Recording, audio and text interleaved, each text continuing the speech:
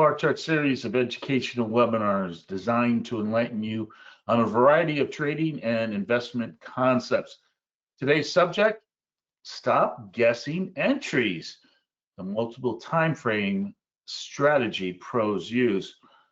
Now, just as a commercial fisherman checks the tidal charts to determine the optimum time to leave the harbor or positioning his boat on top of his favorite fishing hole, multiple time frame analysis is a time-tested methodology process that drills down from a higher time frame, which defines a range of price and probability, to an intermediate time frame where actionable trends are identified through lower time frames, which are used to optimize entries and exits aligned with the primary and actionable trends, as well as help mitigate risk and increase rewards. Hello, everyone. My name is John Rowland, Barchart Senior Market Strategist, and multiple time frame analysis helps traders and investors gain clarity at every level, which gives them a better perspective on price movement, trend analysis, and risk management. Now, over years of experience, I've learned that this combination is the key to successful trading. And chart analysis is more than just pattern recognition. It requires time structure. Now, it would be like our fishermen who would have a boat that is rudderless. So give me a little time today, and I'm sure that I'm going to put you on the path to catching more profits. But before we get to all that, please welcome our moderator and Barchart Senior Project Director. Hello, Gene. Hi, John. Happy Wednesday. You're in a good mood Wednesday today. Yeah, you're in a good mood today. Hello. Hello. Yeah. I don't know. I just like hanging out with you. We don't get to hang out as much, so yeah. Yeah. Well, you've got a full webinar pack today, I hear, right? Yeah, it's going to be a good one, I think, hopefully. Okay. Yes, they're all good, John. Thanks, Gene. I appreciate that. This great free education that you're giving our users, so thank you for that. Yes, I certainly can't complain about getting your money's worth, right? Okay. Well, whenever you're ready to start, let's get going. Let's go. All right. All right, just a reminder that today's session is for educational purposes only, and let's do this so I'm not distracted. And that decisions to buy, sell, or trade in securities, commodities, or other investments involve risk and best made on the advice of a qualified financial professional, and under no circumstances shall we be liable for any losses or damages you or anyone incurs as a result of any trading or investment activity that you or anyone engages in based on any information or material you receive through barchart.com and our services. Okay, so what is the methodology of multiple time frame analysis? Well, it's a process of drawing down from a higher time frames to lower time frames. Now, each time frame has a purpose and a time frame period. But this depends on the style of the trader or investor. The longer the time frame of your strategy, the higher the time frame to start your process. Although I will add that even very short-term strategies like day trading will benefit from higher time frame analysis well above their intraday time frames. So the higher time frames main purpose is to identify the playing field of probability. In other words, where has price been? Where can it go? What is the path of least resistance? And where is price at risk? Now, we're going to use the higher time frame to define the environment. In other words, what is our primary trend? Now, I'm going to assume most of my audience today will be a combination of swing or momentum type traders and buy and hold type investors. So we're going to start or work with a weekly higher time frame, but it does not mean that this is where you have to start. You could start with a daily time frame and work with lower time frames as we move forward. Now, the main purpose here is to identify the dominant price range. Okay, so let's do this. All right, I'm going to go to Apple, and this is the process we're going to do. We're going to start with Apple. We're going to look at 3 different examples. All right, so first of all, I'm just going to go to a blank sheet here. I'm looking at a weekly time frame for Apple. Now, what I want to do here is I want to look at what is the highest price and lowest price over a certain look back period. Now, I have up here a 1-year period, but I want to point out to you, and I can do this really easy. I can just take some horizontal lines here and draw a line here. That's our lowest price, and that is our highest price. But notice that just above and below, there's these little green half moons. Barchart does this for you. It helps you identify the highest and lowest price over the time frame that you have on your screen. So, this is a process that you can skip. But let's look at this. What is the dominant range of price, let's say, over the last, 6 to 8 weeks, or maybe as much as, the last 3 months? Well, the lowest price is right there. So that is defining a range of probability. Now, also, I want to take a time here to look at what is kind of the bias or the conditions of Apple. Well, what do I see over a much broader time frame? Here I see a dominant uptrend with a lot of what looks like long periods of consolidation and deep drawback. So that is a characteristic that is unique to Apple.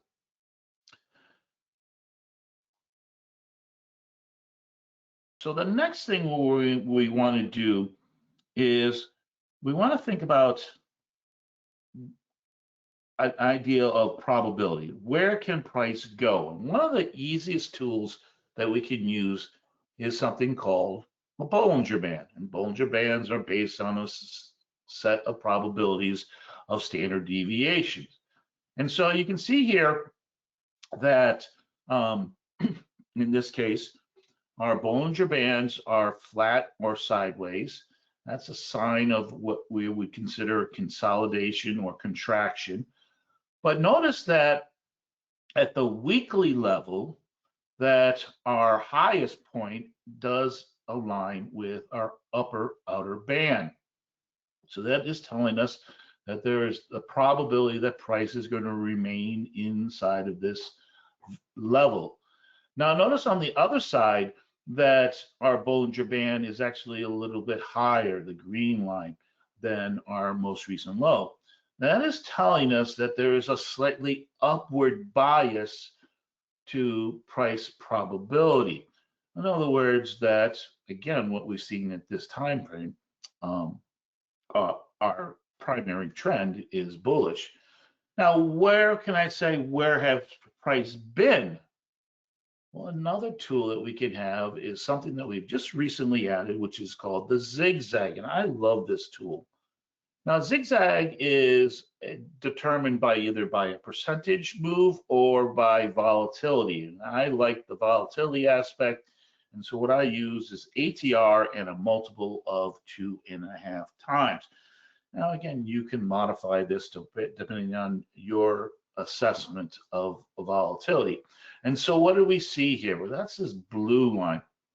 And what we see here is, again, a big, long impulse movement, a slight correction, and we're now in the impulse movement. Now, again, this is a bias of a upward trend.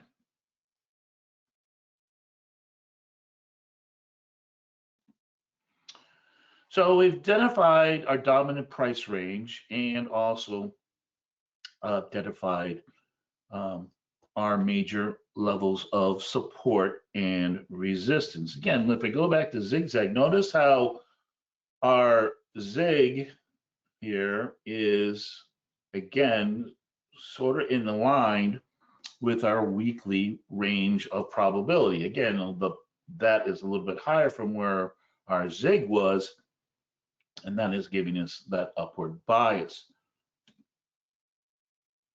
So then we're going to term that directional bias. Again, at the weekly level, we're seeing that in case of Apple, it is bullish. But let's go and look at another stock. So this is Chevron, and I've done this process already. I kind of started this process just for time's sake here. And again, what do we see here? Well, what are our Bollinger Bands doing, right? Well, our Bollinger Bands are widening, right? And in the case of what compared to Apple, this is definitely a very bullish scenario. And we can see that in terms of a range of probability, notice that our lower end, our outside lower bar, is way outside of where current price is. Matter of fact, it goes all the way back to the origin of the move. So when we have a directional market, what we can do is use the mean as a level of playing probability. That's kind of what Bollinger Bands are designed for.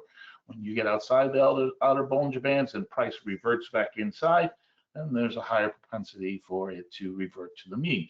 So here where we're defining our range of probability is the mean to the most recent high. Now notice that our mean is also lines up where recently, we look at Chevron in the characteristic, it has broken out of what looks like has been a very long period of consolidation. Now here is Campbell's Soup, which has been in a dynamic and very strong downtrend for quite some time. And again, I could set my range based on my bands, that band of probability, but also I can do is use my zigzags to help me define that range of probability. Notice that here, our zag, so to speak, is above our mean.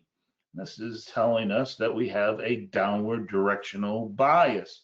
And as of today, we are outside the Bollinger Band. So we're into price discovery, right? We're into levels or areas of price action that we haven't seen in quite some time. Matter of fact, I think Campbell Soups is making something like a 10-year low here. But the point being is that we can modify our range of probability as we also modify our reaction to our higher time frame Bollinger Bands. Okay, let's go back to our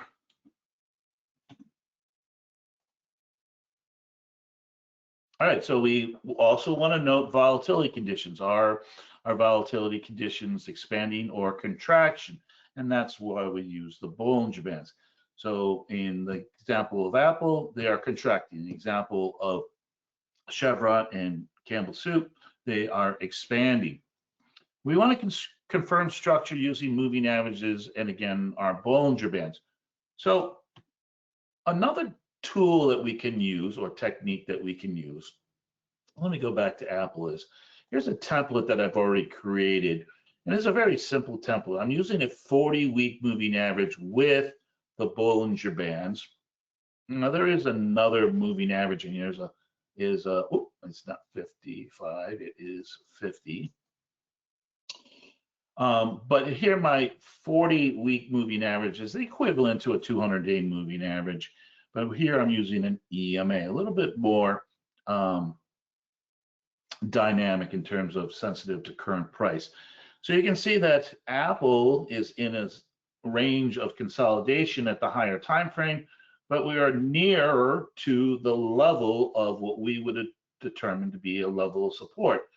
So what the bias is, a higher time frame bullishness right now we're in a period of consolidation and we're at the lower range of that consolidation. This could be a potential buying opportunity. If I do that for, let's say, Chevron, I think we're going to see a lot different story, and that would be that very dynamic, upward moving, whoop, wrong, I used the wrong one, sorry.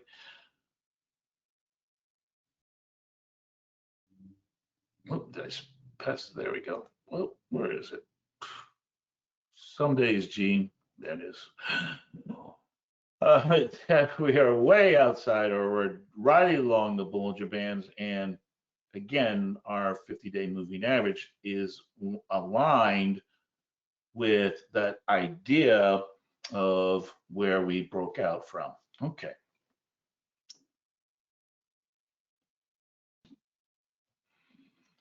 So we have now defined our range of probability, where price has come from, where we think price can move to. So our decision here is, do I want to trade with the bias, or do I want to step aside, or want to wait for better conditions?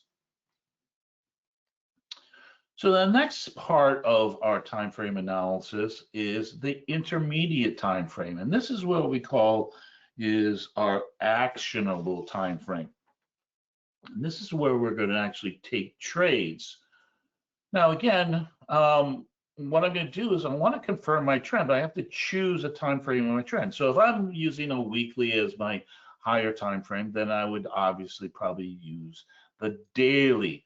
But if I'm using daily as my higher time frame, then I could drop down to one of these hourly time frames, either a 60-minute or 240-minute, or in other words, a 1 hour or 4 hour time frame. So here's a kind of a rule as you move from one time frame to the other. You want to use a factor of at least 4. I think that's a good, just kind of good standard rules. In other words, you know, a week has 5 trading days, so that'd be a factor of 5 to daily. Daily, right? Depending on the markets you're trading, you know, but most markets, you know, even the stock market, although the stock market is only open for that shorter period of time during the day, you know, we do have access to some very active markets, you know, close to 20, 23 hours a day. So again, that's 1 hour versus, let's say, a 4 hour time frame. Okay. So we're going to confirm our trend. So how can we do that? Well, there's a lot of ways we can do that. So let's go back to our Apple. And again, let's do that, start over that process. And I'm going to go to a daily, and I'm going to add my Bollinger Bands back. And I'm going to add my zigzag back.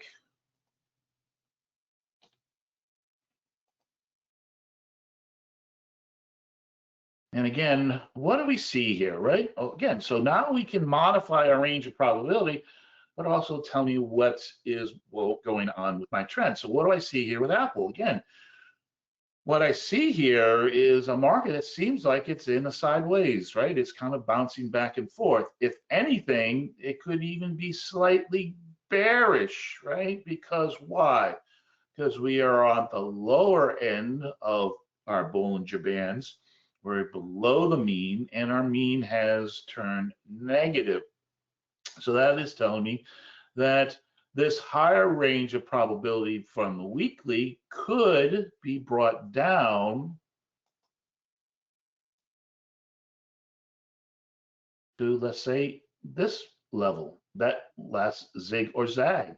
And on the upside, on the downside, again, we could say that, hey, this looks like a level of support, depending on how we analyze a trend. In this case, what is happening? Our range is consolidating, our range is contracting, and this is telling me that the market seems to be in a sideways action.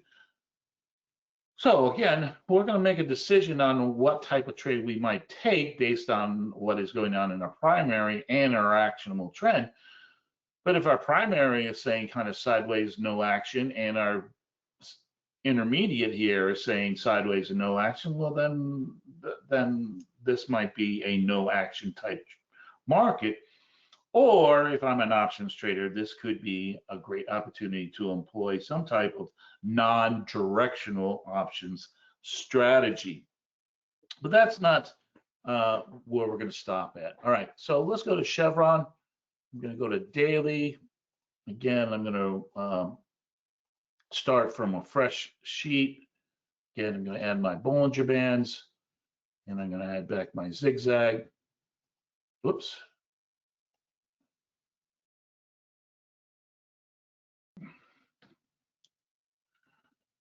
And again, what is going on with Chevron, right? One big impulsive movement, right? Our Bollinger Bands are kind of, in line with what we would determine volatility. But again, notice that our upper band is in line with our upper higher time frame of Bollinger Band, but our lower band, again, we could raise this up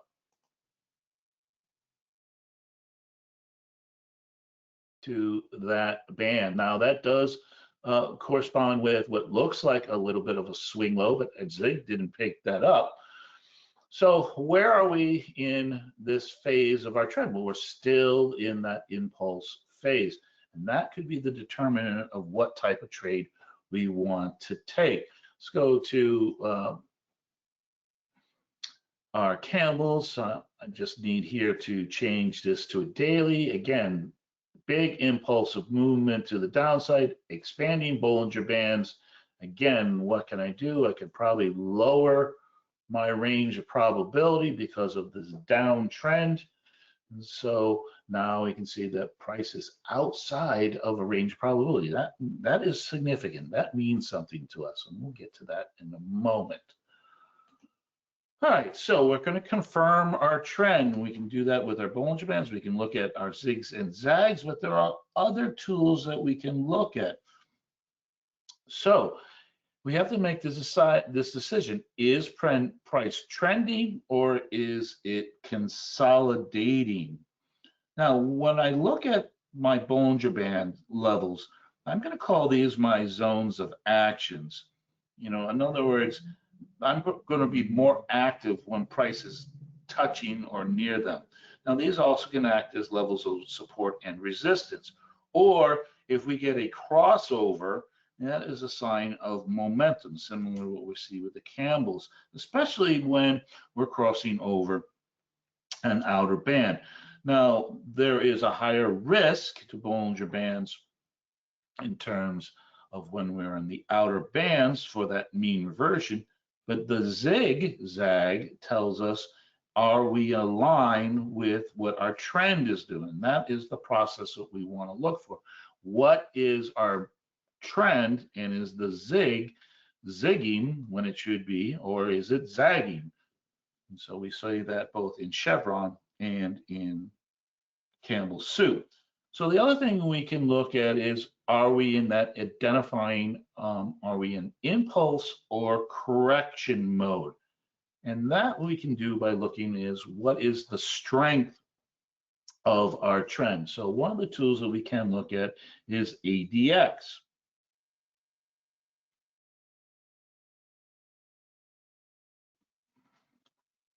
So again, if I go to Apple and I come in here in indicators, and I'm going to go to standalones, and here is ADX. And the basic rule here is, Wells Wilder, who created this, is that we want to see our ADX above 20. That it would be a sign, that would be the black line, the ADX line. We want to see above 20 to confirm a trend. But if we have a trend, that our DI lines, our positive or negative DI lines, would confirm that trend if we were above, let's say, 25. So it's a little bit of a combination. There's a webinar. We do have a webinar on this one. And so what do we see here in Apple, right? Both our ADX is below 20, our positive DI line is below 20, but our negative DI, the red line, is above 25. So again, in this time frame, what is the strength of our trend? Well, we are trendless, but with a slightly bearish tendency. If I go to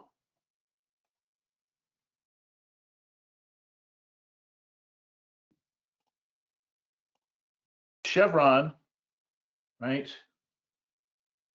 Confirmation, DI plus above the 25, and our ADX is well above 20, but it is decreasing a little bit. This might be, in terms of strength of our trend, an ideal of, yes, we are in the impulse, but our trend is weakening, which means that we could look for a buy the dip or correction opportunity. Now, I wish we could have done this webinar yesterday because it was a great setup in Chevron. And hopefully when we get to the lower time frame, we'll be able to show you that idea. The other thing is that we can look at RSI, our RSI behavior, to help be supportive to our trend analysis. So again, let me just change my template here. And again, under bar chart templates, we do have a bar chart template that is called MACD and RSI. And I'm not really going to, I like looking at MACD as part of one process, but I'm just concentrating on the RSI.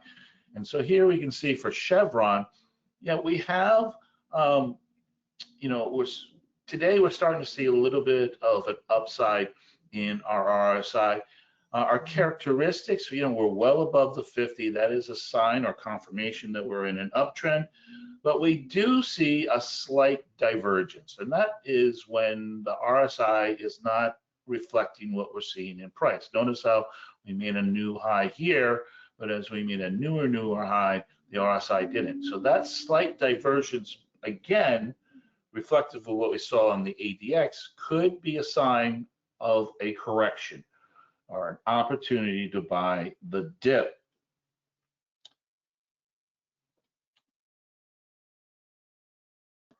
So confirmation strength, ADX rising or falling, and we're going to check that behavior of our RSI. Is it trend supportive, or is there a divergence, or is it diverting from what we see in our trend?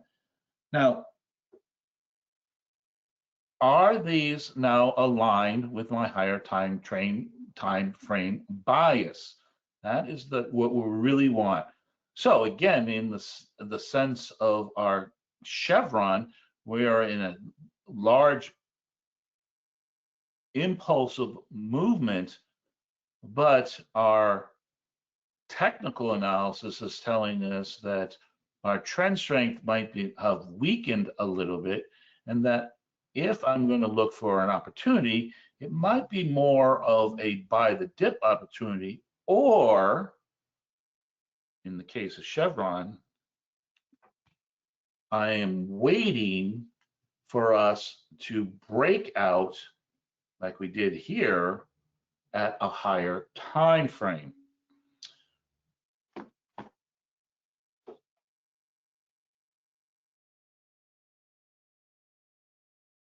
So my decision here is there a tradable opportunity?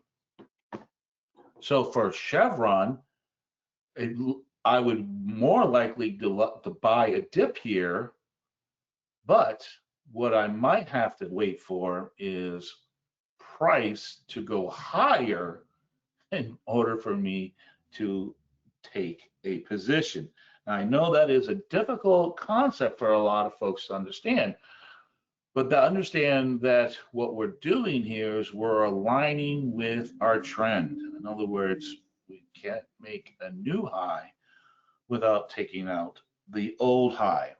So our bias here is uptrend with a slowing momentum, but if momentum changes, then we could take a buy signal as we are making a new all-time high. So the tradable opportunities is we have two decisions. Do I want to be immediate in terms of action, or do I want to use patience to wait for a setup?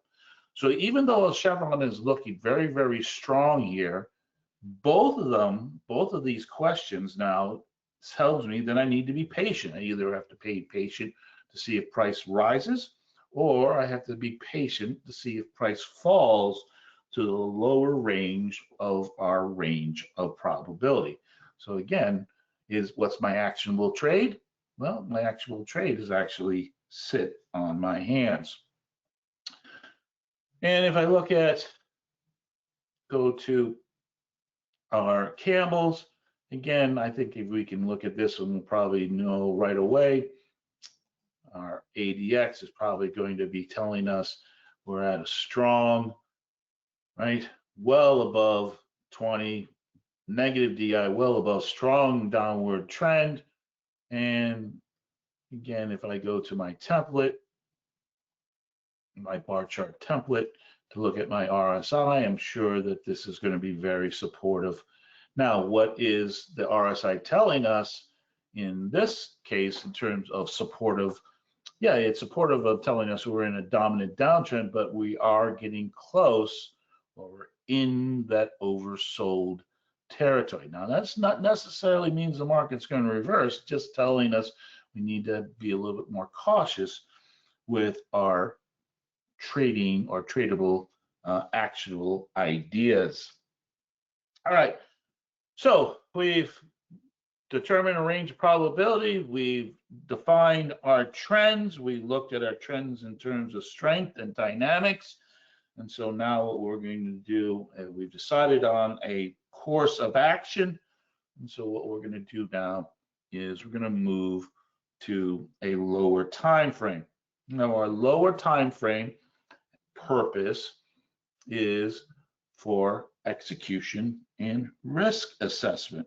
Now, what I want to make sure is that whatever trade I decide on, that my entry is aligned with my higher and intermediate trends. In other words, in the case of Chevron do I want to sell the market? No, I don't want to sell the market. I want to buy the market, right? Because my higher and intermediate trends are up.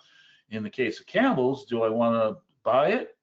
No, I don't want to buy it. I want to sell it because my higher and intermediate trends are down.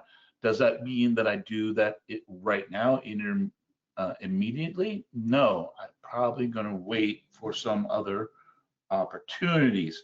Now, what also I can do at the lower time frame is this risk assessment. And so here what I'm going to do is I'm going to look at where is that clear invalidation level. In other words, where am I wrong, right? Now I've discovered this already at the intermediate time frame. That is my range of my probability or my range of price action. But I want to confirm that or also identify that at my lower time frames. So again, when we go back to the examples of our three different stocks, we're going to look at that those blue lines where we lined up with our zigs and our zags, and we lined up with our Bollinger Bands. So the next thing we can use our lower time frame is to help us to define risk to reward. Now here's where it gets a little bit interesting. And again, this depends on the type of trader you are. Are you willing to take more risk for more reward, or you want to take less risk for less reward? Depending on your time frame analysis, depending on how much capital you have.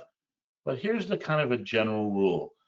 If you set up trades for 3 to 1, 1 unit of risk to 3 units of reward, then you only have to be successful about 40% of the time. In other words, you can have more losing trades than winning trades. But here's what I know from experience. If I set up a risk to reward ratio trade of 3 to 1 in the lower time frame, those are the trades that, if I'm correct in my analysis and I get that trend analysis, then I'm going to get greater risk reward results. In other words, the 3-to-1s in the lower time frame turns to 5-to-1s or 10-to-1s in the higher time frames. So we're going to use the lower time frame to set our first target, but we can use the intermediate and higher time frames to set those secondary ranges of probability, or again, targets. I want to look at candlestick structures that help to support my entry. Now, if you're familiar with candlestick structures, I'm not really concerned about, is that candlestick structure with or against my trend. It's really just kind of helping me to identify market sentiment. In other words, if I have a bearish sentiment candlesticks, but I have a bullish opportunity, that might actually be a good entry for me, right? Because I want to buy into a dip. But if I'm looking for a breakout or a high momentum trade, then I kind of want to see, again, those candles supporting that thesis. Is my entry too early or non-emotional, or am I late? So again, here what we're talking about is a lot of times we might see a great opportunity, but patience is needed, right? Patience, grasshopper. I'm waiting for that pullback, right? I don't want to force a trade. I don't want to feel FOMO, right? But then again, I might see a good opportunity and prices moved away from me already, right? I don't want to chase it, right? I'm going to wait for a better opportunity. In the case of Chevron, yesterday I had a great opportunity to buy the dip intraday with my trend, but that opportunity is gone. And so the next opportunity for me might be, and this is what I'm saying, it might be at a higher price level. In other words, it might be when we break out above that higher time frame resistance. So the question here at the lower time frame is, am I going to look for breakouts, or I'm going to look at pullbacks, and I'm going to do that risk to reward assessment.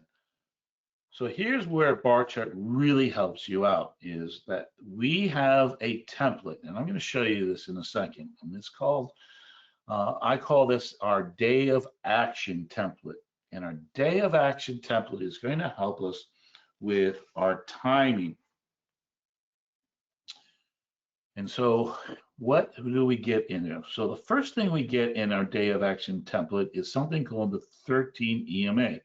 Now this is going to help us define intraday momentum, but it also is going to be a tool that we can use to help us manage risk. So in other words, if I'm above or below the 13 EMA, then I can say, well, then I expect this to happen.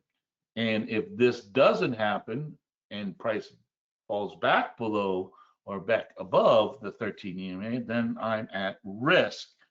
But again, I can use this to help me align my entries with my trend context. In other words, those impulse or corrections.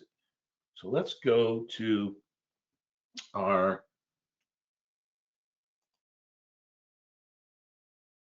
chart, and I'm going to go to templates, and under templates, bar chart templates, down here, 13 EMA pivots, and you can see where it says day of action.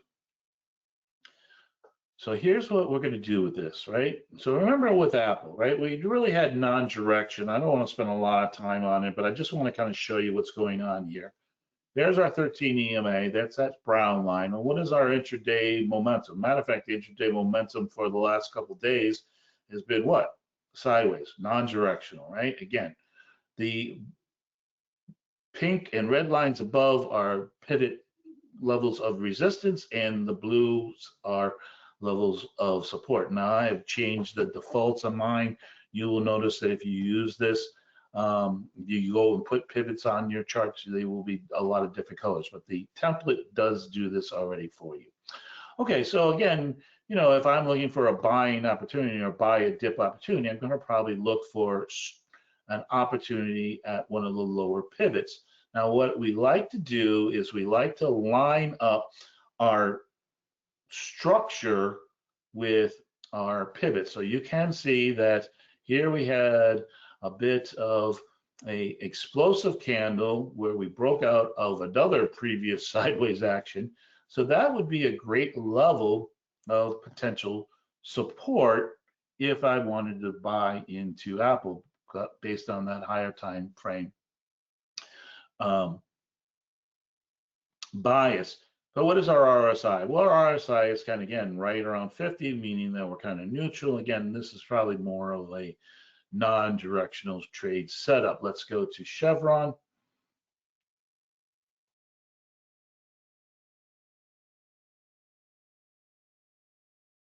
All right, so what did we say with Chevron? Well, what we said was we want to see high momentum. We want to either break out or we want to look for a buy the dip opportunity. Again, here I'm with my RSI at the lower time frame. It's supportive to that idea that I'm looking for momentum, right? I'm not really concerned about being overbought. And I might even need to get to overbought to get to that higher momentum. All right, intraday trend is still supportive of my higher time frame trend. So again, I could look for buying opportunities at one of these levels, our former level of resistance, or at our pivot point. And then I need to do that risk reward. So let's assume that we want to buy momentum, and we're going to buy momentum today, right? But again, what I say to you, well, we have to respect the structure and the time frame analysis. And so if I bought right now, right around here, around 190, where is my next level of resistance? Well, there's one right in front of me, but here we can see that this level of resistance, this pivot, lines up with one of our blue lines. Don't know which one it is, but in this case, a Chevron is probably both our intermediate Bollinger Band, and because this was the highest price, we're looking at 30-minute time frame, but I do remember this being the all-time high. This is also our zigzag high. So we're up against a lot of resistance, and that is only about $2 away, $2.25 away. Again, remember, if I want to set up a trade, I want to try to get 3 to 1.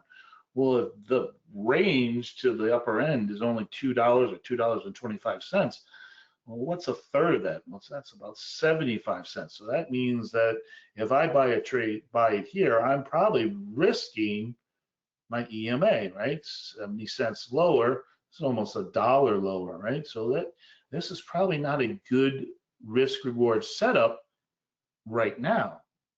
But I could look for an opportunity, let's say, at the pivot, right, a little bit lower, and then risk maybe $1 here or $2 to the most recent low versus that potential target, that lower time frame target. Now, we did say that we could look at our intermediate and higher time frame as potential targets, but because Chevron is now making all-time highs, we don't have that luxury. But that actually is a good thing, because if we do break out and get above our all-time highs, then there's a higher probability that we're into price discovery and we're going to see another big impulse in price action. So here's another technique that you can do, and this is where this template and technical analysis come together. So I'm going to go in here where it says technical analysis, right? And I'm going to look at what my average true range is. And average true range is a measurement of probability or volatility that tells you how much price will move, how much price moves, not in a directional, but in a range of the current day. And so you can see that, first of all, as my time frame gets shorter, my ATR is rising. That's telling me there's a lot more volatility coming into this market. Again, positive to our momentum trade. But let's say somewhere between 20 and 9 day, well, we're probably something like $3.70. So let's go back to our chart. So what I can do is, one of the techniques we can use is I can look at today's price action and make some assumptions based on my ATR. And that is that usually sometime in the first hour of the day of trading for the stock market, that's between 9:30 and as maybe as much as 11 o'clock, the first 3 30-minute periods, that the low of the day or the high of the day will be made. Sometimes you'll see both the low and the high made in that hour and a half time frame. But you can see here for today, our first candle, this first green candle, is right here, and that low was 187.03. Let's just make it 187, right? Well, what was our ATR? Our ATR was $3.70. So we added 187 to $3.70. That puts us around 190.73, right at this level aligned with our pivots. So not only do I not want to buy momentum right here, because why? We've already made that large movement based on my ATR today. So this is a good way to help you time your trades. Now, what could happen? Well, the price could still continue to go up, but the better trade might actually come tomorrow or 2 days from now, right? When I have room for my daily ATR to move. Now, again, if I'm a swing trader or a momentum trader, I might be holding this trade for multiple days, but I have to respect this current resistance. All right. So 13 EM a day helps us to find not only our trend on the intraday, but we can also use that as a tool for risk. In other words, as long as price is above, then my momentum is good. And if I'm doing momentum type trades, that is confirmational. I can also use it as a level of support, especially when it lines up with one of our pivots or structure. But if price falls below or changes direction, then that is, I'm at risk on that day and I need to wait for a better trade. So my alignment of my entry timing is it with my trend context. In other words, am I in the impulse or correction mode? Again, here we might get a contrarian signal. I might want to find RSI opportunities based on, if I'm looking for a buying opportunity, I want to see when my RSI is in the oversold condition in the lower time frame. Or if I'm selling, right, maybe looking for an exit, I want to find when the RSI is in the overbought condition in the lower time frame. But if I'm an impulse breakout trader, that might be opposite, right? So what I want to do is I want to see an RSI that is in the overbought condition at the lower time frame. That might be the confirmation I need that the impulse is continuing. All right. I see a lot of questions. Let me get through a couple more of these here. So again, I showed you how you can use the pivots and structure to help you define risk. Use that ATR idea. The other one is that, sometimes the best time of day to find entries. Some of you might have heard this expression that novices open the market and professionals close the market. So usually that first hour of the day or the last hour of the day, usually that's when you're going to find your optimal entries and or exit opportunities. What we want to kind of avoid is looking for trading entries that are in the middle of the day when we're in that, what we call that period of chop. And again, we're going to plan our trades, our exits and entries based on price behavior. So again, what you might discover, for instance, on Chevron here, is notice that, let's go back and look at time. So here we can see, a pivot low was made at 9:30 in the morning. Here's another one, right? Another one was made at 9:30 in the morning. Here's another low that was made at around 9:30 in the morning. So what is the behavior of Chevron over the last 3 to 5 days? Well, the lows are being made in the mornings and the highs are being made in the afternoon. So if you're looking for a buying entry, well, you probably want to be buying in the morning. If you're looking at a profit taking or selling exit, you probably want to be more patient and wait for later in the day.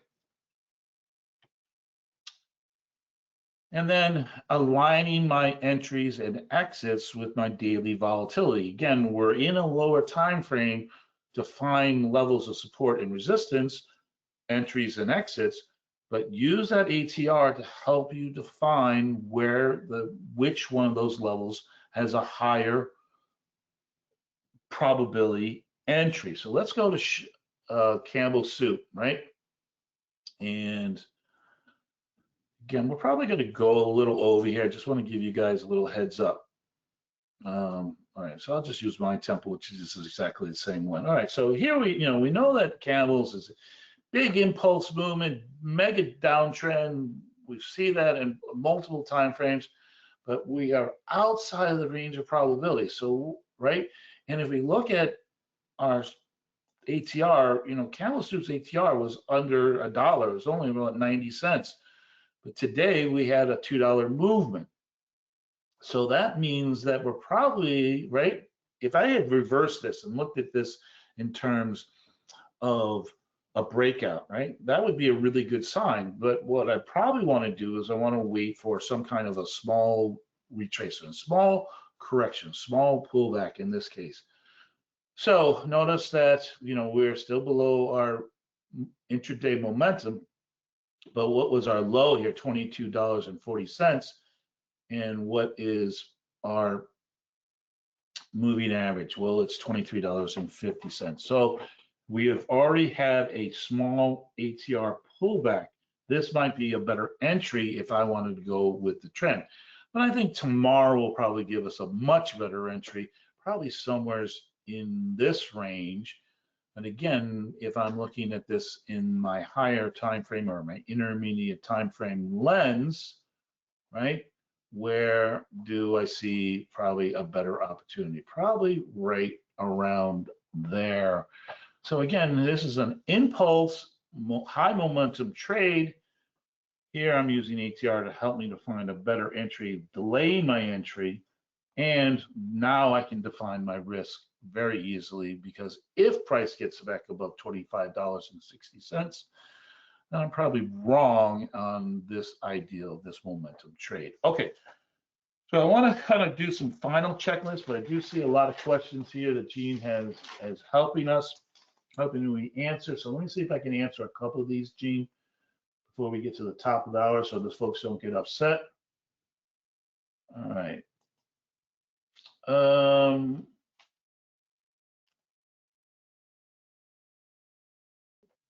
So the question is, what signals must align across timeframes before an entry becomes valid in your system? So again, big picture, right? What is our bias? Intermediate time frame is our action, and our lower time frame is how we define risk and manage our entries. So there's not one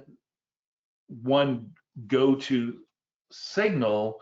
It's a combination of signals, kind of like a checklist. Think about like a pilot that is getting in a plane. It's a checklist of things that you need to see. And a lot of those things could be counter trend or intuitive to the bias that we want. Again, think about trend in terms of impulses and corrections. We're going to identify that in those intermediate and higher time frames, and then look for those opportunities that are in concert with it. So I'm looking for a buying opportunity, but the market is in a correction. So what do I want to see? I want to see an oversold condition in the lower time frame. I want to see price falling to a level of support, finding a level of structure in the lower range of my probability. Okay. can you clarify the factor of 4 with intermediate versus short-term trading? Perhaps give an example. So Lee, I think I did that, right? Weekly to daily, that's a factor of 5. Daily, right, to let's say a 6 hour, right? There's 24 hours in a day. 4 hours, that's a factor of 6. If I'm using a 4-hour time frame, as my trend analysis, then I want to be looking at maybe a 60-minute time frame as my lower time frame. Or if I'm using a daily and I'm using a 1 hour as my trend time frame, then I'm going to look at what's a factor of 4 from 1 hour. That would be 15 minutes. Yeah. So I hope that helps, Lee. Okay. What is a good long-term buy strategy? Jack, check some of our most recent webinars. Look at, I know I just did one about buying breakouts. I think it was named "What Are You Doing Wrong?" I think it was about 2 weeks ago. Check that one. John, can the techniques outlined here be applied to trading Forex? Yes, this is multiple time frame analysis, can be applied to Forex, futures, equities, ETFs, all of them. All right, just wondering, do you use monthly time frames? Richard, again, I'm more of a swing momentum trader, so no, I don't really use it, but I will every once in a while if I'm looking for a range of probability, especially when we're getting stacked up, all-time highs or all-time lows. I will use a higher time frame to kind of give me that, help me that bias. Jeff asked a question about candlestick structure. Jeff, again, I would refer you to some of our candlestick webinars. Again, I'm just looking for candlestick structures that I am aware of. For instance, right, this would be a bearish settlement candle, right? This is a bearish settlement candle. So what does that mean? Well, that just means that if I'm looking for a buying opportunity, I might need to be a little bit more patient. Or if I'm looking for a selling opportunity, I'm going with the flow. Lee asked, do I use Anchor VWAPs? I've done a webinar on it. It's not one of my go-to tools. Okay. All right. So I think I answered most of the questions that Gene didn't get to. So let's do this before we run out of time. Okay. So again, what is our decision at the lower time frame, right? Am I going to be patient or am I going to be aggressive? And how do I determine that? Well, again, what is my trend context? Again, my lower time frame strategy is based on my intermediate and higher time frame analysis. That is something that a lot of folks make a mistake. They make all of their decisions in the lower time frame.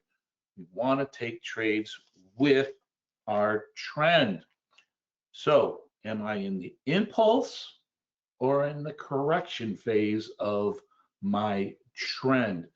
If I'm in the impulse, then I'm looking at breakouts, momentum. If I'm looking at corrections, I'm looking for oversold buying opportunities that are low in my range of price probability. Okay, I think that helps to clear up that. So, all right, so final checklist here. Trade plan, does it align with my bar chart opinion? And this is kind of which is really fun to do is, for instance, let's go to Chevron, and under here you can see bar chart opinion, right? And right, I mean, we knew that this thing was a high momentum, right? But let's look at strength and direction. Well, and again, we have multiple webinars on this, is yesterday, what we saw was that our strength and direction in our 20-day moving average in our trend seeker was soft or weakening. In other words, what it was doing, it was being contra to our trend bias, but what it was really telling us is that not that our trend is weakening, but a buy the dip opportunity was materializing. In other words, price was coming closer to these levels of support, these levels of our moving averages. So does my trade ideal align with what Barchart's opinion is now telling us? What is Barchart opinion now telling me about Chevron in terms of strength and direction? Well, it's telling me that we are at maximum throughout all of our technical analysis, but in the short term, we're strengthening now. In other words, I'm looking for a momentum trade. I'm looking for a breakout trade. Well, is that today? We just did the analysis. No, it's not today. It's probably going to be tomorrow, maybe 2 days from now. So align your analysis, your tradable, actionable idea with our bar chart strength and direction. Again, the key is trends are friend.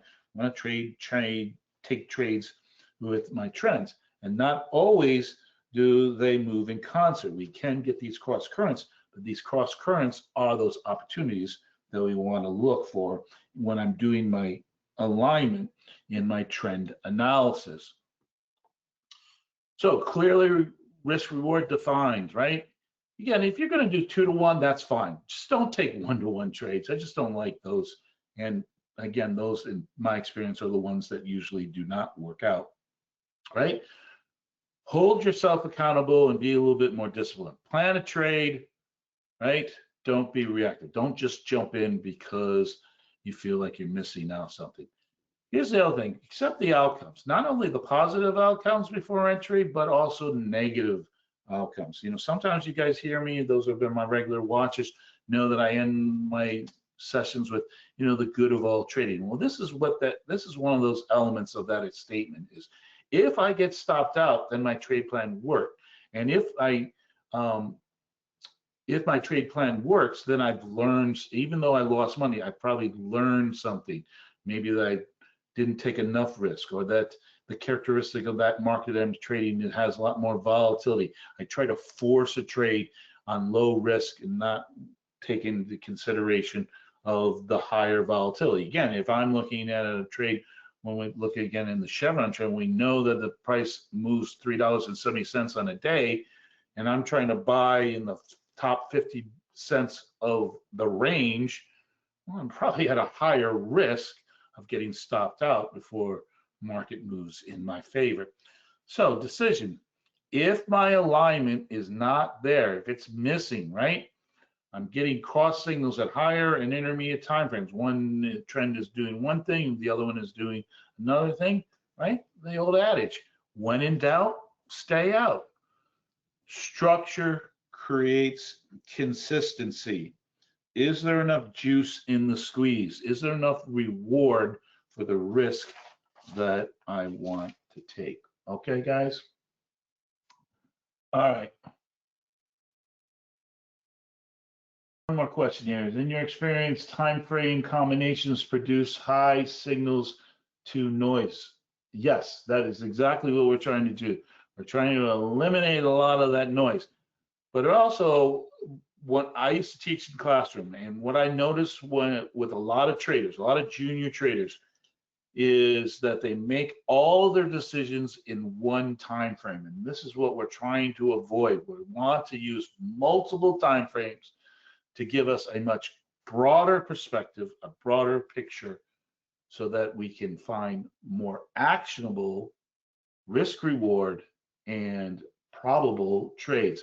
So our goal is the low risk trades, high probability trades, and high reward trades. And that's what multiple time frame analysis does for us.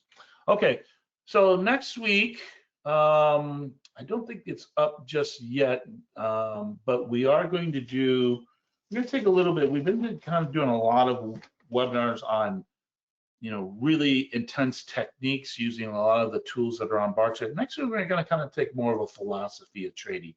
And the webinar is going to be on the 5 traits of successful traders. I'm going to give you some of my experience, some of the experience that I've learned from other traders that I've studied or actually worked with, and give you some practical advice. Okay. Folks, I hope you enjoyed today's session. I really believe in multiple time frame analysis. Start incorporating this in your analysis. And so until next time, best of health. Manage your risk and the good of all trading.